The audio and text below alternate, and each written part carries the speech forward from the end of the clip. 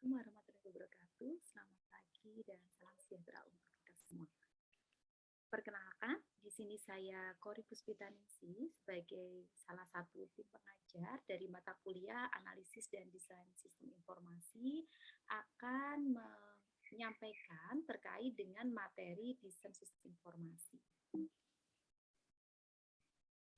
Ya, sebelumnya kita perlu merefresh terlebih dahulu ya. Sebenarnya desain ini merupakan kelanjutan di dalam tahap perencanaan atau ketika kita melihat dengan siklus SDLC, metodologi pengembangan sistem informasi dengan metode sistem development life cycle, desain ini merupakan kelanjutan ya, kelanjutan dari tahap rekrutmen analisis. Jadi apa yang telah dilakukan sebelumnya di tahap perencanaan, di tahap analisis kebutuhan dan studi kelayakan, ini akan menjadi bekal seorang programmer untuk melakukan desain.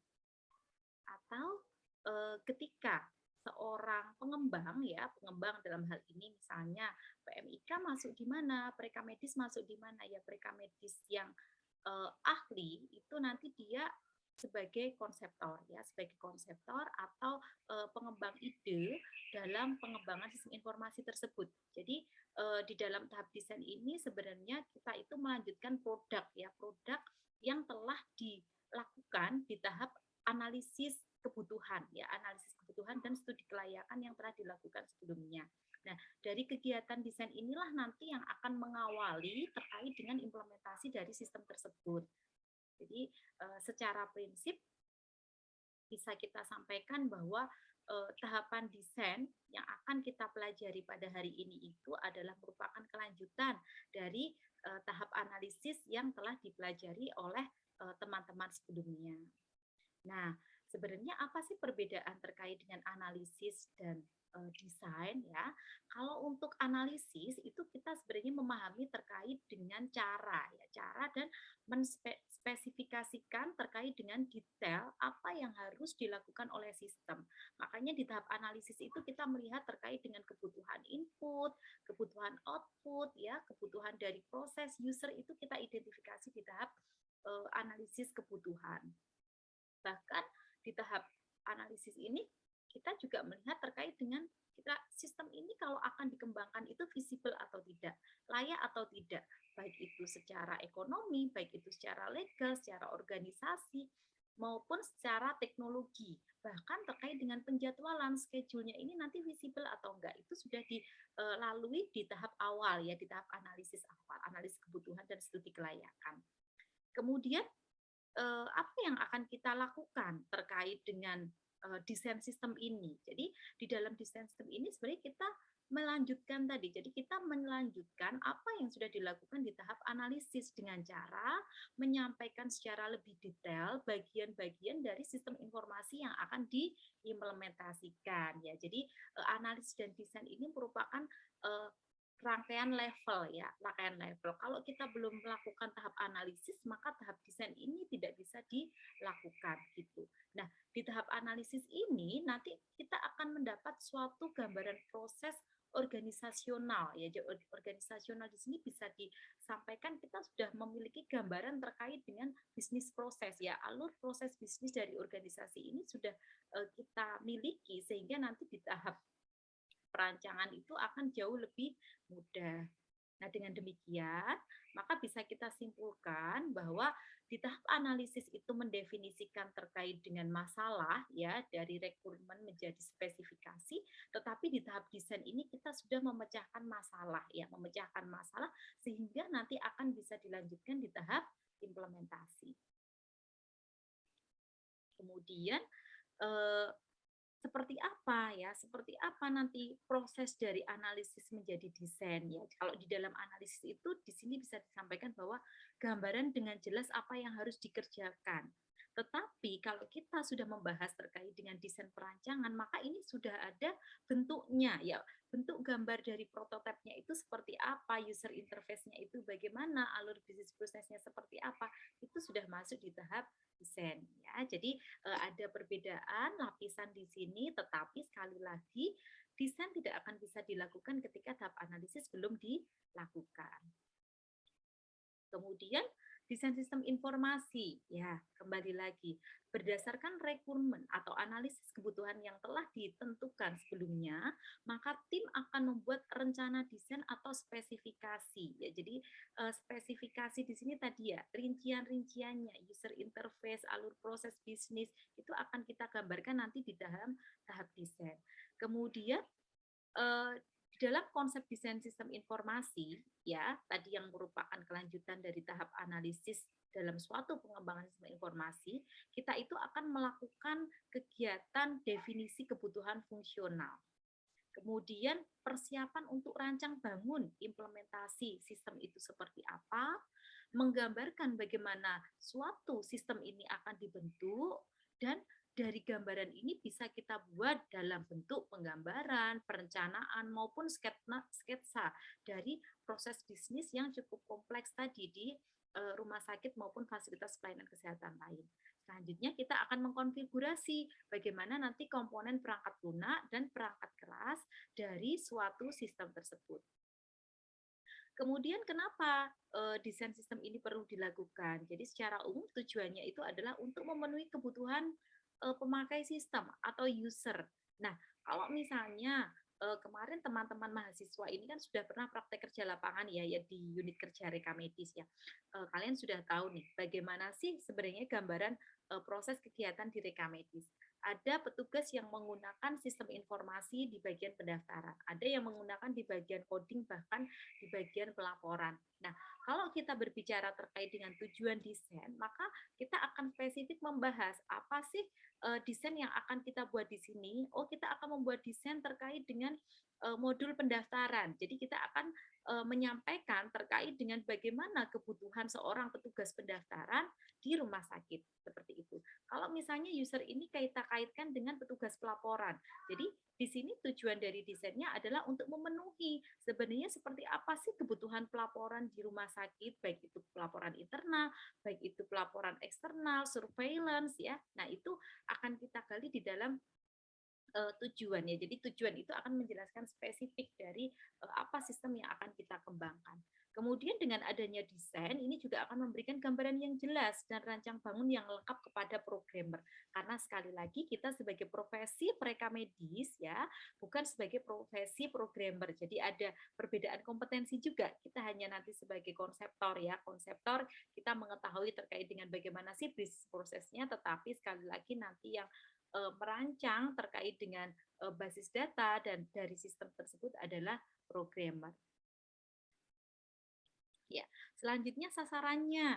Nah, ketika kita berbicara terkait dengan sasaran ya, maka yang perlu dipahami oleh teman-teman semuanya adalah desain sistem ini harus berguna, ya, mudah dipahami dan nantinya mudah digunakan. Datanya itu harus mudah ditangkap, metodenya itu harus mudah diterapkan, dan informasi harus mudah dihasilkan serta mudah dipahami dan digunakan.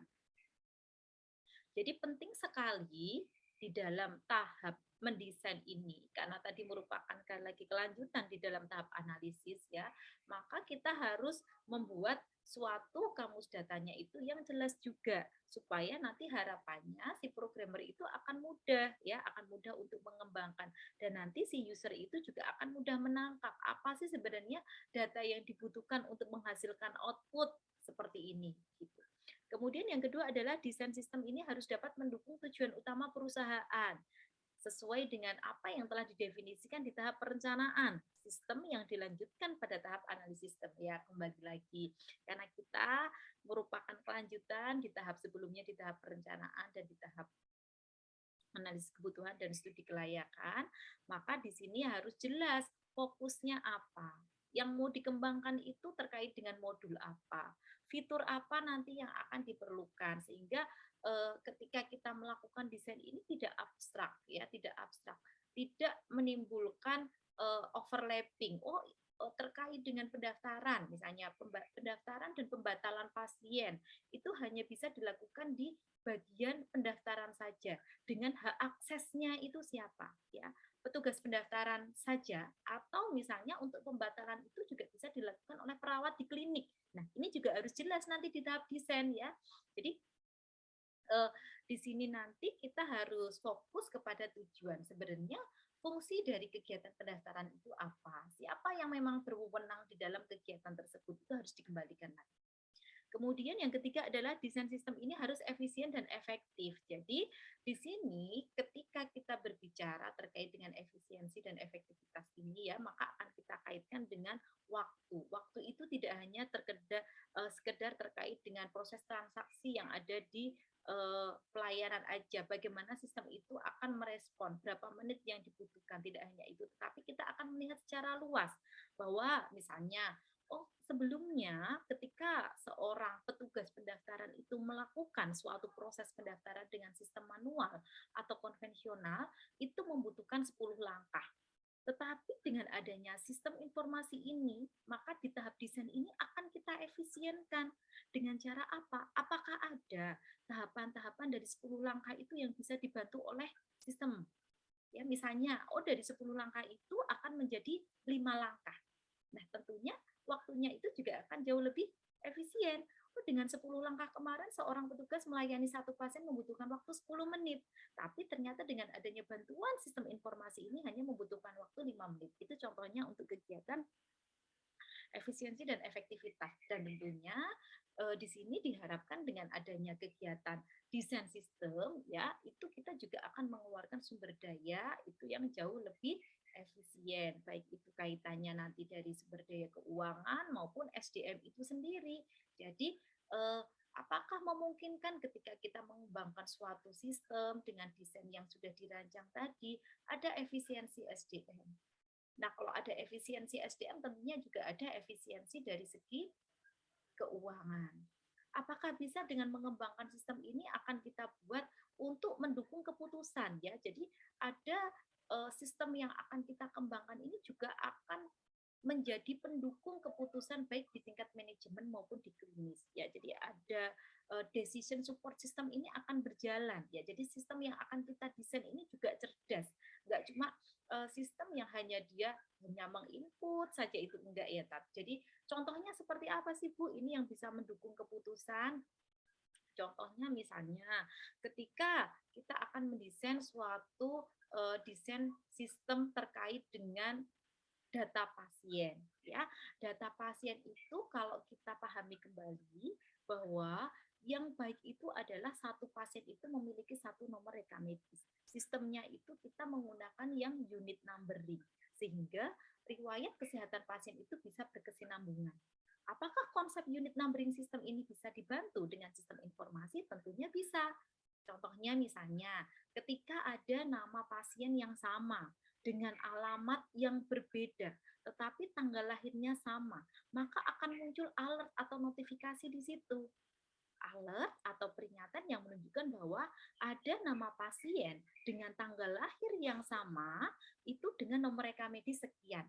Sehingga nanti si petugas pendaftaran ini akan melihat kembali apakah ternyata oh ibu dulu ternyata pernah periksa ya 10 tahun lalu atau mungkin 7 tahun lalu dengan alamat ini. Nah, itulah nanti yang akan sebagai bentuk ya, sebagai bentuk pendukung keputusan seorang petugas pendaftaran itu untuk memutuskan bahwa apakah benar memang pasien ini pasien baru atau pasien lama. Jadi kadang di sini ada ini ya, ada peran dari sistem informasi itu untuk membantu manusia, untuk mencerdaskan manusia, itu tujuannya ya.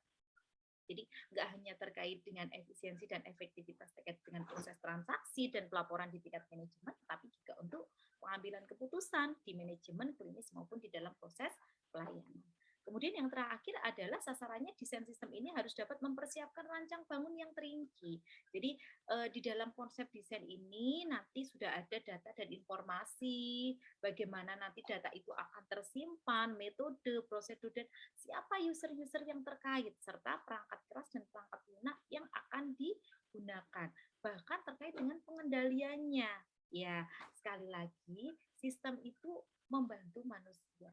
Jangan sampai nanti manusia itu yang memanfaatkan dari kelemahan sistem. Sehingga harus ada proses pengembalian. Bagaimana security-nya itu harus kita jaga. Oke, kemudian di dalam tahapan desain ini bisa disampaikan bahwa untuk tahapan desain ini bisa dikembangkan secara umum maupun secara terinci. Kalau kita berbicara desain secara umum itu, kita akan membahas terkait dengan bagaimana perancangan sistem itu secara konseptual, logikal, jadi dari tingkat makro. Tetapi ketika kita membahas desain secara terinci, maka kita akan membahas desain sistem itu secara fisik detail, jadi rincian per kegiatannya. Nah, kemudian tujuannya, kenapa perancangan sistem ini perlu dilakukan secara umum ya supaya nanti peroleh gambaran secara umum kepada user tentang sistem yang baru. Jadi user itu nanti juga bisa sudah mengetahui di awal sebenarnya seperti apa sih terkait dengan gambaran dari sistem yang akan kita kembangkan. Kemudian di dalam tahap perancangan sistem ini juga kita akan melihat terkait dengan persiapannya tadi ya. Bagaimana sih kebutuhan dari infrastrukturnya, apakah memang ini visible untuk kita kembangkan di dalam tahap desain ini, itu juga sudah harus terjawab. Perancangan terinci, ya. Jadi perancangan terinci itu kan sebenarnya kelanjutan dari perancangan sistem secara umum. Jadi perancangan sistem secara umum ini kita buat untuk mempersiapkan perancangan sistem secara terinci atau desain sistem secara terinci. Sehingga harapannya nanti programmer atau ahli teknik lainnya yang akan mengimplementasikan sistem ini akan terbantu dengan adanya perancangan sistem secara umum. Nah, apa hal-hal yang perlu kita perhatikan di dalam perancangan sistem secara umum ini? Jadi kita akan mengidentifikasi komponen-komponen sistem informasi yang akan dirancang secara rinci dengan harapan nanti di dalam tahapan perancangan sistem ini akan diperoleh suatu persetujuan dari pihak manajemen karena tadi sudah di breakdown apa yang sudah dirancang di dalam tahap pengembangan desain secara umum, kita turunkan di dalam tahap perancangan sistem yang secara terinci. Nah, apa sih contohnya? Misalnya kita membahas nih terkait dengan kita mau melakukan suatu desain ya, desain atau perancangan sistem terkait dengan modul reka medis. Di modul reka medis ini banyak. Kita mau membahas terkait dengan modul apa, ya, submodul apa, fitur apa yang akan kita kembangkan. Apakah kita akan membahas terkait dengan fitur pendaftaran rawat jalan, pendaftaran rawat inap, atau pendaftaran gawat darurat. Ini akan kita detailkan secara jauh lebih spesifik. Kenapa Bu ini kok harus didetailkan? Memang benar, ada gambaran secara umum yang sama terkait dengan bisnis proses pendaftaran. Tetapi ternyata dalam implementasinya ada juga yang jauh lebih spesifik.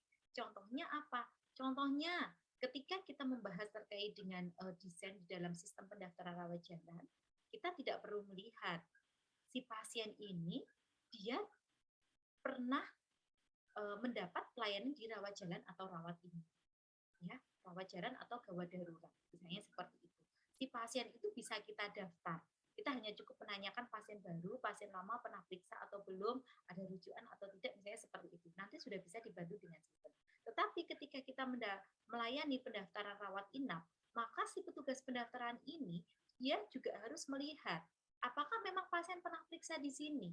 Bisa nggak kalau pasien baru sama sekali belum periksa itu dilayani di rawat inap? Nggak bisa ya, ada lagi aturannya nanti di luar cakupan teori terkait dengan sistem informasi bahwa ketika seorang pasien yang mau dirawat inap ini dia harus pernah dilakukan asesmen awal di rumah sakit tersebut meskipun itu adalah pasien rujukan. Dokter rumah sakit harus memastikan dulu apakah kondisi pasien ketika dia dirujuk dengan ketika dia datang di rumah sakit ini masih sama, sehingga nanti intervensi atau tindakan yang akan direncanakan diperoleh di rumah sakit ini sesuai dengan kebutuhan si pasien. Jadi harus ada asesmen awal medis dulu di rumah sakit. Nah, ini contoh bisnis proses yang nanti akan kita kemas di dalam pengembangan desain sistem. Jadi ada kekhususan terinci yang perlu kita sampaikan oleh programmer sehingga nanti mereka tahu. Oleh karena itu, di dalam tahapan pengembangan desain ini tadi kita perlu membuat suatu sketsa, gambar terkait dengan flowchart atau alur dari bisnis proses di rumah sakit, di unit yang akan kembangkan, di subsistem yang akan kita kembangkan. Nah, nanti seperti itu. Nah, siapa orang-orang yang akan terlibat di dalam tahapan desain ini? Jadi, tim yang akan kita libatkan di dalam tahapan desain ini yang pertama dia adalah manajer ya. Manajer ini bisa mulai dari top manajemen, middle manager dan para pemangku pengambilan keputusan di rumah sakit. Jadi, user yang terkaitan dengan pengembangan sistem kaitannya nanti dalam pengambilan keputusan ini harus kita libatkan. Kenapa perlu kita libatkan? Siapa tahu nanti ada kebijakan khusus. Siapa tahu nanti di sini ada kebijakan yang akan berkaitan dengan proses bisnis yang akan kita kembangkan di dalam tahapan desain ini. Kemudian yang kedua yang perlu kita libatkan adalah desainer. Ya, desainer ini siapa? Mau menggunakan tim IT dari internal bisa atau misalnya rumah sakit nanti akan menggunakan pihak eksternal. Baik itu pihak ketiga misalnya ya nanti kita bekerja sama dengan tim pengembang IT misalnya seperti itu dengan salah satu PT misalnya ya PT untuk pengembang sistem informasi ini itu juga bisa ya jadi bisa disesuaikan dengan bagaimana nanti kondisi rumah sakit tetapi secara prinsip di dalam tahap desainer ini kita harus melibatkan tim IT. Kemudian yang ketiga adalah user ya user kalau tadi ada orang-orang yang berkaitan dengan pengambilan keputusan dan kebijakan di rumah sakit, yang kedua desainer dari tim IT, maka yang ketiga ini adalah orang yang menggunakan. Karena orang yang menggunakan ini belum tentu dia paham kebijakan secara umum ya. Orang yang menggunakan ini hanya tahu terkait dengan bagaimana sih aplikasinya di lapangan ya. Oh, kalau kita mau melakukan kegiatan pengisian rekam medis itu ternyata harus diawali dengan proses pendaftaran dulu. Ketika sudah dilakukan proses pendaftaran itu ternyata alurnya itu harus ada pengkajian keperawatan dulu oleh perawat. Baru dokter itu bisa melakukan asesmen awal medis. Baru dokter itu bisa menuliskan diagnosis. Nah, tahapan inilah nanti yang akan kita kemas di dalam tahap desain sehingga tahapan desain ini harapannya akan membantu proses pelayanan ya. Jangan sampai nanti overlapping. Jangan sampai ada seorang dokter misalnya yang memeriksa pasien tanpa proses pendaftaran. Nah, bagaimana nanti dengan pelaporannya? Bagaimana nanti dengan keuangan itu harus kita antisipasi dengan adanya sistem informasi. Kemudian yang terakhir adalah planner. Siapa sih sebenarnya planner itu? Manajer proyek. Siapa manajer proyek itu? Ahli Simkes, ya, ahli dari sistem informasi manajemen informasi kesehatan. Ya, orang rekam medis nanti kalau kuliah lanjutan kalian bisa melanjutkan ya di S2 atau Magister Sistem Informasi Manajemen Kesehatan dengan harapan nanti kalian juga akan menjadi manajer proyek. Ya, jadi orang yang memahami terkait dengan manajer proyek ini nanti dia akan lebih bisa mengemas ya, mengemas dan mengkomunikasikan antara kebutuhan user dengan programmer. Itu kelebihannya dari si planner ya atau si manajer proyek. Dengan demikian bisa kita simpulkan bahwa ketika kita melakukan suatu pengembangan desain, maka harus ada sinergi. Ya, sinergi mulai dari level manager, desainer, user ya. User ini ada di setiap leveling, kemudian dari planner itu sendiri. Ya, selanjutnya apa dokumen yang dibutuhkan pada saat kita melakukan suatu desain. Nah, dokumen ini akan kita peroleh dari tahap rekrutmen. Ya, jadi yang pertama ini yang akan kita butuhkan adalah arahan atau kontak analisis. Jadi ini berkaitan dengan bagaimana hukum hubungan dengan pemakai akhir, bagaimana cara kita menganalisis record, form dan laporan serta pengamasan dari proses. Kemudian yang kedua adalah kebutuhan pemakai. Kebutuhan pemakai ini siapa? Apa yang menjadi kebutuhan sebenarnya? Apa pengaruh sistem yang baru ya dengan adanya pengembangan sistem ini apakah ada tadi efisiensi dari alur proses apakah dengan adanya sistem ini akan membantu tahapan kegiatan dan kinerja peningkatan kinerja dari karyawan atau dokter atau petugas rekam medis. Kemudian kendala. Nah, kendala ini sebaiknya memang sudah diidentifikasi di awal. Apa sih sebenarnya kendala ini? Makanya perlu ada yang namanya visibilitas tadi atau studi kelayakan yang dilakukan di dalam tahap perencanaan awal tadi. Sehingga kita bisa mengantisipasi kendala waktu, biaya, keahlian, teknologi, bahkan faktor eksternal itu sudah bisa kita prediksi. Kemudian realistik sistem, jadi kita harus memahami dulu infrastruktur yang ada di rumah sakit tersebut, infrastruktur yang ada di fasilitas pelayanan tersebut. Ya, kita mau mengembangkan sistem yang baik, ternyata oh di sana Bu jaringannya jelek. Berarti kita harus memperbaiki dulu jaringannya. Oh ternyata di sana Bu internetnya itu jelek. Ya, berarti kita perbaiki dulu yang di situ ya, baru kita nanti mengembangkan sistem. Karena sistem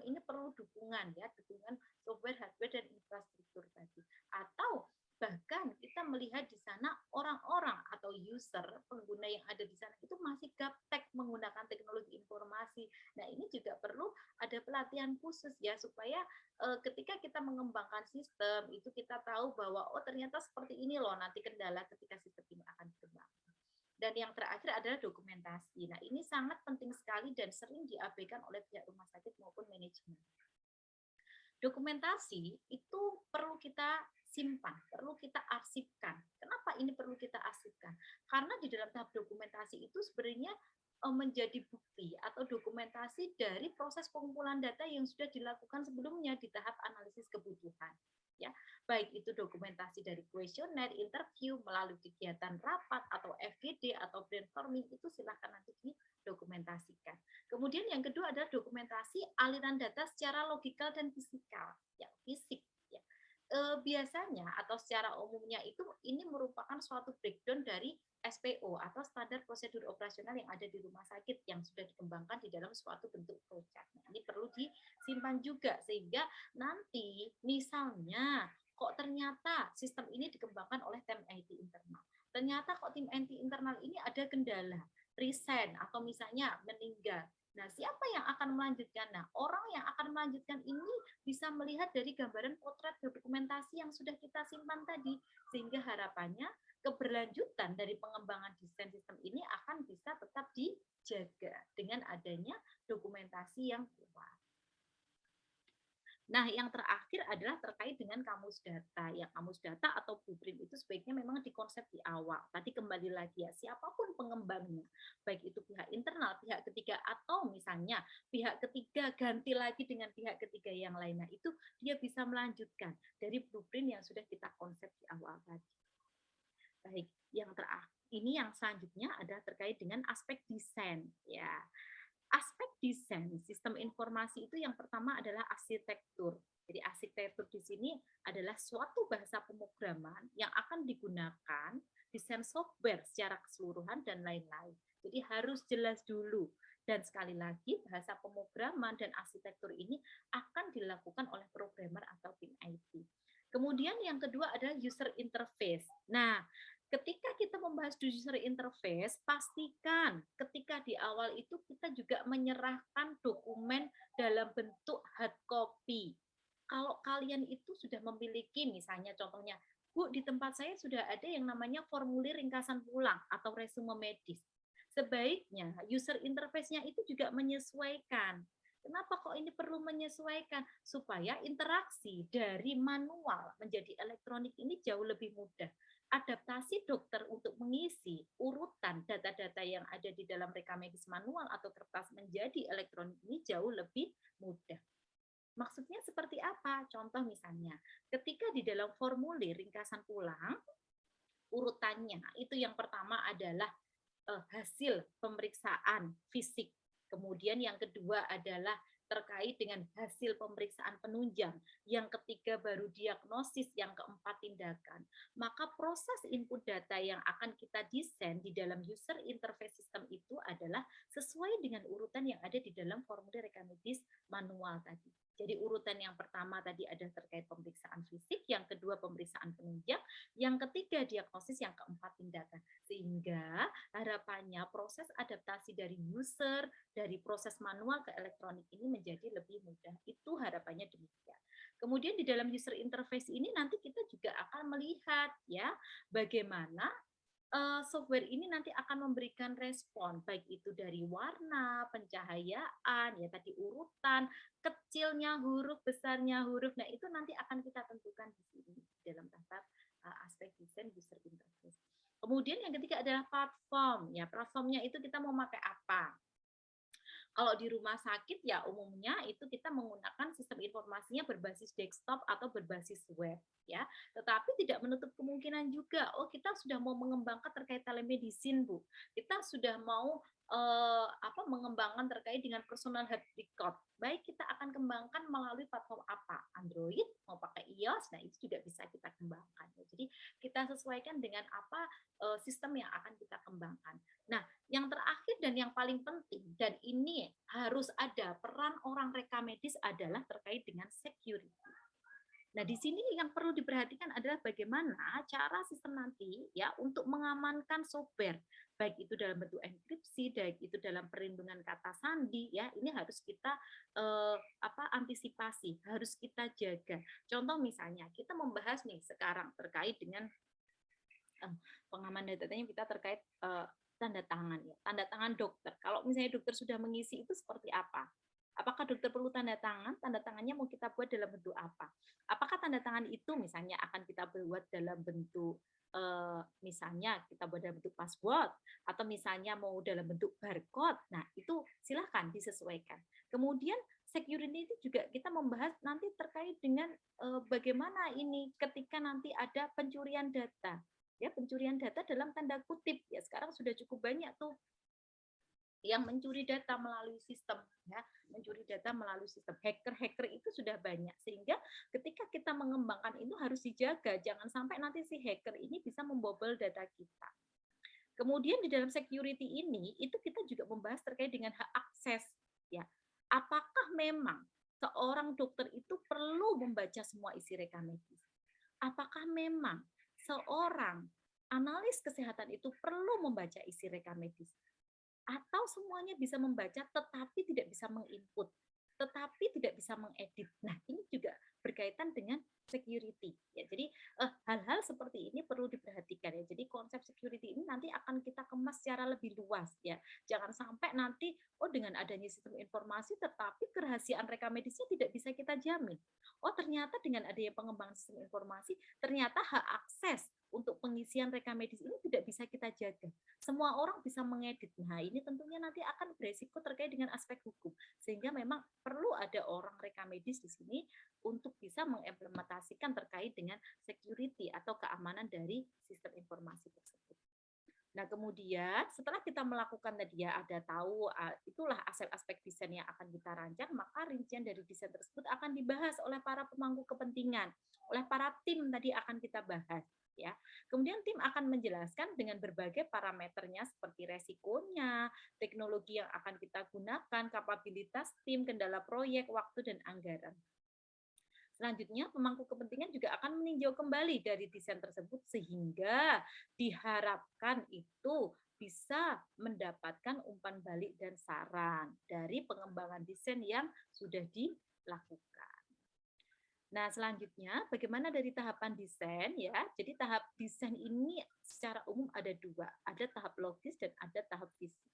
Tahap logis ini menjelaskan terkait dengan deskripsi fungsional mengenai data dan proses yang akan dikembangkan di dalam sistem baru. Ya, jadi di dalam tahapan logis itu sebenarnya kita membahas terkait dengan input, proses, output. Ya, jadi input itu apa saja data yang mau diinput, outputnya itu informasi apa yang ingin dihasilkan dari sistem ini, kemudian proses ini apa saja yang harus dieksekusi untuk bisa mengubah si input ini menjadi output. Yuk kita sekarang masuk contoh ya. Kita masuk contoh misalnya kita membahas terkait dengan output grafik Weber-Johnson. Nah, kira-kira apa nih input yang perlu kita dapatkan? Apakah bisa dari data pasien rawat jalan? Tentu nggak bisa. Ya, grafik Weber-Johnson itu bisa kita hasilkan dengan adanya data input pasien rawat inap. Jadi di sini maka inputnya yang perlu dilakukan atau data yang dibutuhkan untuk bisa menghasilkan suatu output grafik Weber-Johnson yang pertama adalah data pasien rawat inap yang tentunya itu akan dituangkan di dalam sensus harian rawat inap, di mana sensus harian rawat inap ini perlu mengakomodir yang namanya ada data pasien masuk, data pasien pulang, data pasien pindahan, ya, jenis kelamin, nama, kemudian jaminan itu sebagai pendukung saja.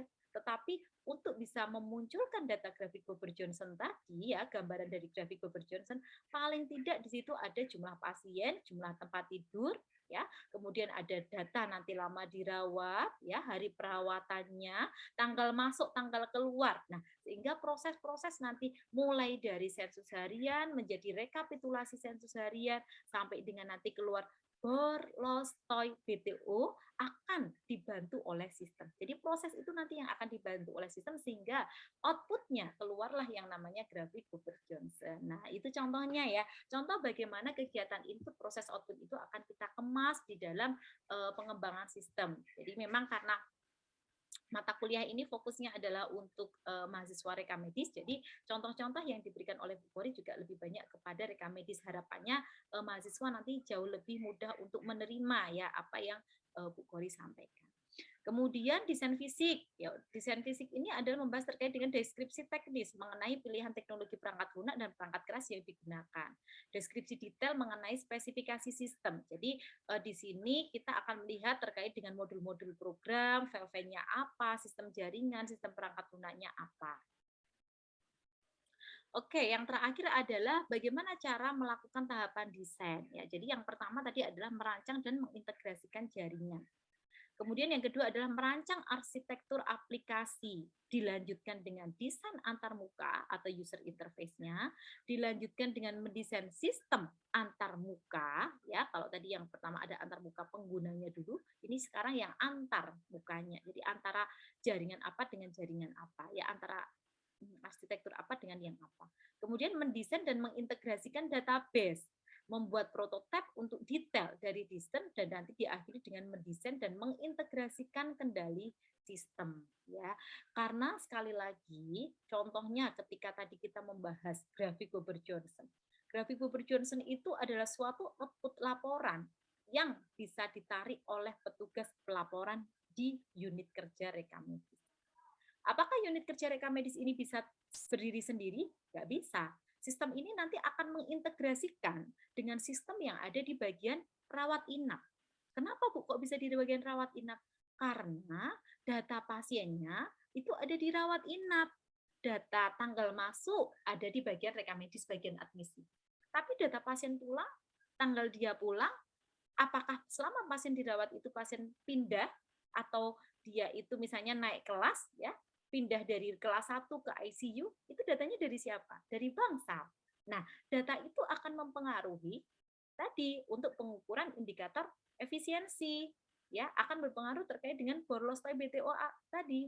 Dan nanti tentunya ketika itu akan berpengaruh, maka grafik divergensinya juga akan berpengaruh. Nah, itu contohnya ya. Jadi yang namanya sistem ini kan saling terkait. Jadi ada integrasi ya, ada integrasi dari pengguna. Pengguna ini siapa? Ya orang-orang yang berkaitan dengan kegiatan input data, dengan kegiatan alir data, dengan kegiatan proses bisnis yang ada di rumah sakit. Ya, mungkin itu ya gambaran dari Bu Kori. Jadi sekali lagi tahapan desain itu sebenarnya merupakan kelanjutan dari proses yang sudah dilakukan sebelumnya di tahap analisis, di tahap studi kelayakan yang telah dilakukan di tahap proses perencanaan atau tahap pertama di dalam kegiatan SDLC atau metodologi SDLC, dan nanti harapannya dengan adanya kegiatan desain ini kita sebagai PMIK itu hanya sebagai pendukung karena lebih kepada programmer nanti yang akan melakukan kegiatan desain dan perancangan. Tapi orang rekam medis di sini juga berperan karena kita di sini sebagai user, kita di sini sebagai orang yang mengetahui terkait dengan bagaimana sih proses bisnis yang ada di rumah sakit, kita juga lebih mengetahui terkait dengan bagaimana sih terkait dengan keamanan data yang harus kita jaga sesuai dengan rohnya si rekam medis itu sendiri, sehingga kerahasiaan dan keamanan data rekam medis ini bisa kita jaga.